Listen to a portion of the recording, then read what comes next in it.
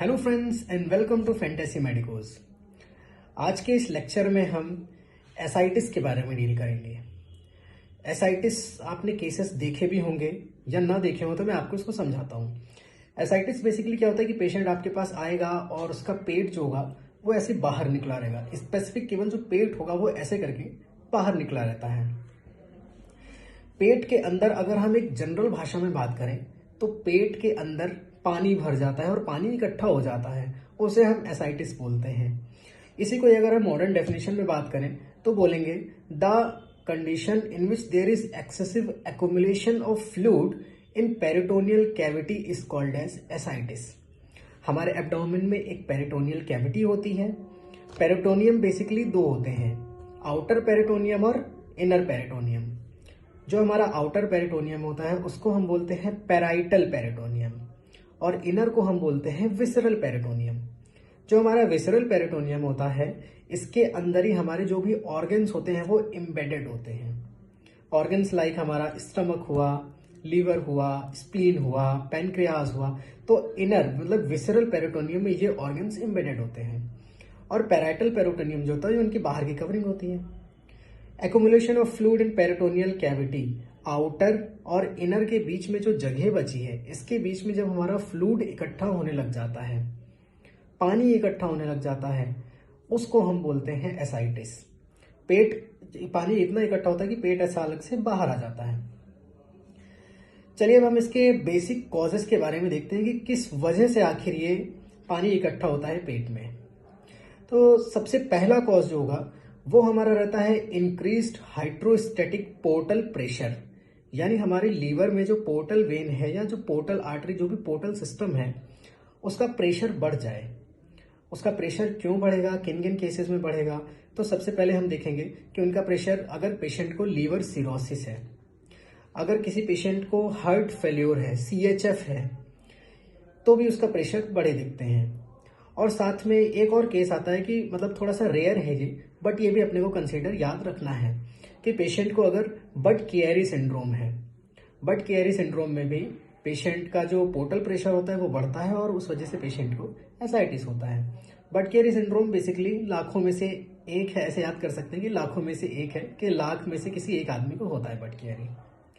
Next हम cause की बात करें तो नेक्स्ट कॉज आता है इसमें हमारा हाइपोएल्बुमिनेमिया, मतलब कि हमारी बॉडी में जो एल्बुमिन है उसका लेवल डाउन हो जाना। ये कैसे होता है? हाइपोएल्बुमिनेमिया हमारा नेफ्रोटिक सिंड्रोम की वजह से हो सकता है या फिर माल न्यूट्रिशन की वजह से हो सकता है। तो पेशेंट को अगर नेफ्रोटिक सिंड्रोम या माल न्यूट्रिशन है, पेशेंट को हाइपोएल्बुमिनेमिया होगा और इस तरह से पेशेंट को एसाइटिस हो जाएगा। नेक्स्ट हम अगर इसके थर्ड रीजन की बात करें तो वो होते हैं हमारे कुछ पेरिटोनियल डिजीजेस। तो मैंने जैसे पहले आपको बताया कि पेरिटोनियम के अंदर फ्लूइड इकट्ठा हो रहा है, तो बेसिक सी बात है अगर पेरिटोनियम में कोई डिजीज हो रही है तो फ्लूइड इकट्ठा होने के चांसेस बहुत ज़्यादा होते हैं। इसमें सबसे पहले हम देखते हैं अगर कि पेशेंट को पेरोटिनाइटिस है, peritonitis, itis means inflammation, so inflammation of peritoneum, वो भी कौन सा इन्फ्लामेशन, बैक्टीरियल, वायरल, ये नहीं। अगर पेशेंट को स्पेसिफिकली क्लैमाइडियल पेरोटिनाइटिस है तो पेशेंट को पेरिटोनियम डिजीज हो जाएगी और उस वजह से एसाइटिस होने के चांस होते हैं। इसके बाद कुछ और भी कॉजेज होते हैं जैसे SLE मतलब सिस्टेमिक ल्यूपस एरिथेमेटस हो गया और पोर्टल वेन थ्रोम्बोसिस हो गया, तो इन केसेस में भी। और इस कंडीशन में भी एक रेयर सिंड्रोम हमको कंसीडर रखना है कि अगर किसी पेशेंट को एसाइटिस है, साथ में उसको प्लूरल एफ्यूजन है और साथ में ही उसको ओवेरियन ट्यूमर है, ओवरी में कैंसर है, ये तीनों कॉम्बिनेशन को हम मिला के बोलेंगे मीग्स सिंड्रोम। आप देख सकते हैं स्क्रीन पे मीग्स सिंड्रोम। तो ऐसे पेशेंट्स में भी एसाइटिस होने के चांसेस रहते हैं। नेक्स्ट अगर हम बात करें कुछ अदर कॉजेज भी होते हैं, जैसे कि अगर किसी पेशेंट को पैनक्रियाटाइटिस है या फिर मिक्सेडिमा है। अब मिक्सेडिमा एक स्किन डिजीज है बट स्टिल इनकी वजह से भी पेशेंट को एसाइटिस हो सकती है। Now coming to the types of ascites, so ascites basically उसकी सीवियरिटी के हिसाब से 3 क्लासेस होते हैं उसके, माइल्ड, मॉडरेट और सीवियर। अब देखें, पेशेंट आपके पास आया, आपने उसकी सोनोग्राफी करवाई और सोनोग्राफी में आपको दिख गया कि पेशेंट को एसाइटिस है, दिस इज माइल्ड। अब अगर पेशेंट का सोनोग्राफी तो आपको कराने की जरूरत ही नहीं पड़ी। पेशेंट आपके सामने आया, आपने उसके पेट को टैप किया, उससे आपको मालूम चला कि कुछ तो फ्लूइड फिल्ड है अंदर। मतलब जब पेशेंट के पेट के अंदर करीब से करीब 500 ml तक का फ्लूइड रहता है, आधा लीटर फ्लूइड उसके पेट में रहता है एक्सेसिव, तो वो कंडीशन आती है मॉडरेट में। इसके बाद आती है हमारी सीवियर कंडीशन। मतलब मॉडरेट का ऐसा था कि मॉडरेट में आपको सोनोग्राफी तक की जरूरत नहीं पड़ी, आपको यूं ही डायग्नोस बन गया आपका डायग्नोसिस। तीसरी कंडीशन आती है हमारी सीवियर। सीवियर कंडीशन में पेशेंट आएगा तो उसके एब्डोमिनल डिस्टेंशन रहेगा। एब्डोमिनल डिस्टेंशन के साथ में अम्बलाइकल हर्निया भी कंडीशन रहेगी, अम्बलाइकल फ्लैट रहेगा उसका अम्बलाइकस, ठीक है। और साथ में आप एक और चीज ध्यान दें कि इस सीवियर कंडीशन में अगर पेशेंट को डिस्पनिया भी है, थोड़ी बहुत सांस लेने में तकलीफ भी हो रही है, तो आपको ये कंसीडर करना है कि पेशेंट के अंदर 5 से 15 लीटर तक का फ्लूइड हो सकता है अगर डिस्पनिया भी प्रेजेंट है तो।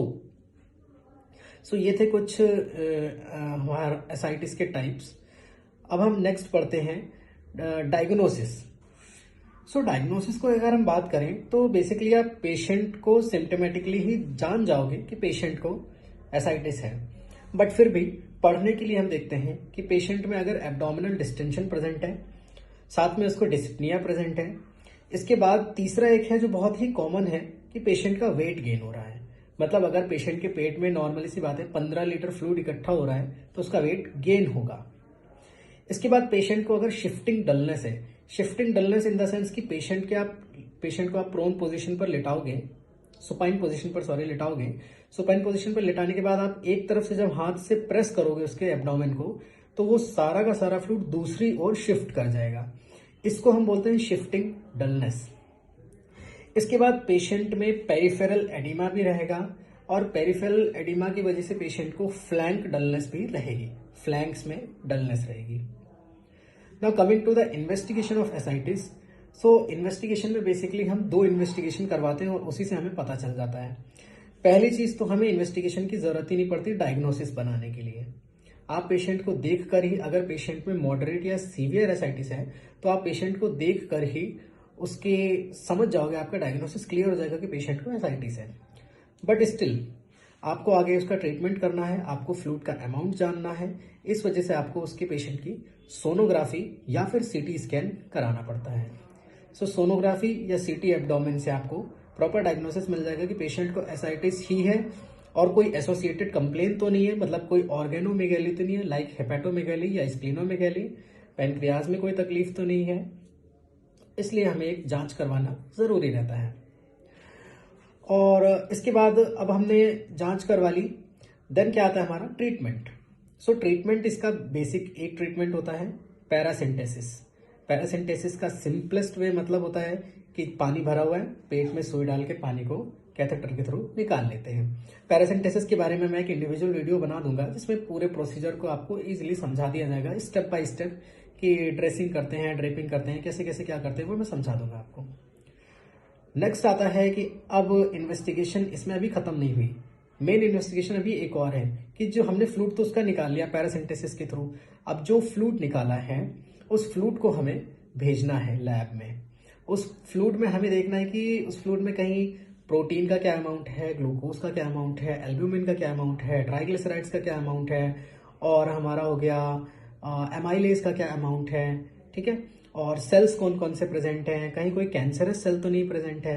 तो इन सब चीज़ों को हमें उस फ्लूइड में देखना होता है। और उस फ्लूइड के कल्चर के भी करवा सकते हैं अगर पेशेंट को पेरिटोनाइटिस, जैसे कि मैंने बताया, पेशेंट को अगर क्लैमाइडियल पेरिटोनाइटिस या फिर कोई टीबी का पेशेंट है तो हम उस फ्लूइड को कल्चर भी करवाते हैं। So that's all about ascites. शायद आपको समझ आया हो। Thank you for watching my videos. Thank you.